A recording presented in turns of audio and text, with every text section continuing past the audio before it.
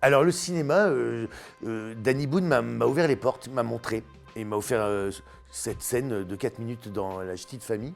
À ce moment-là, je me suis rendu compte que le cinéma me fascinait. Enfin, l'ambiance d'un plateau de cinéma, ça m'a fasciné.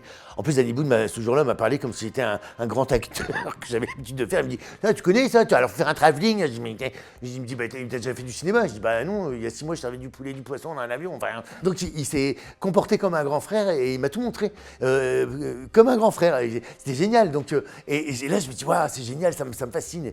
Et alors après, et à ce moment-là, il m'avait dit, Danny Boone, tant que tu feras pas ton film, le cinéma n'aime pas trop les humoristes, tu seras pas tellement respecté. Parce qu'on va te coller une étiquette. Et il avait raison parce que je pense que les gens ont beaucoup de mal à se projeter avec moi parce que je suis un personnage dans ma vie artistique, ce que je suis pas forcément dans la vie.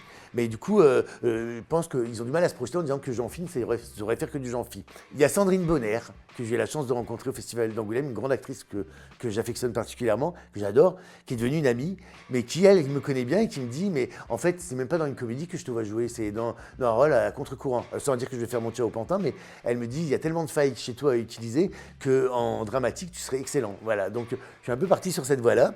Après, je t'avoue que j'ai écrit une fiction. Puisque sur les bons conseils de Danny Boone, je me suis dit, bah oui, écris ton film. Donc j'ai écrit une fiction que j'ai vendue à une chaîne et qui verra le jour début 2026. Voilà, je peux pas vous en dire plus, mais en plus avec un casting de rêve, c'est une histoire de copains, mais ça va être bien.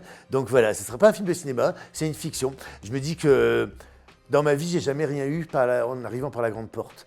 Mais je suis toujours passé par la fenêtre entrouverte. Là, le cinéma veut pas en grand, donc c'est pas pareil. Je vais passer par la télé, passer par la petite fenêtre entrouverte, et un jour on me reconnaîtra. C'est pas grave. Je peux comprendre que les gens aient du mal à se projeter, et c'est à moi de prouver les choses. Je peux pas reprocher aux gens de pas savoir ce que je vaux s'ils ne me voient pas jouer. Mais si on ne me laisse pas jouer, on ne saura pas ce que je vaux. Voilà, c'est un peu le diable qui se mord la queue, voyez-vous. Donc je fais appel à tout le monde. S'il vous plaît, laissez-moi ma chance. Ouais, je peux faire un rôle triste. Oh, je suis triste. Oh, c'est drôle, c'est triste. Voilà pour tout. Je vous embrasse.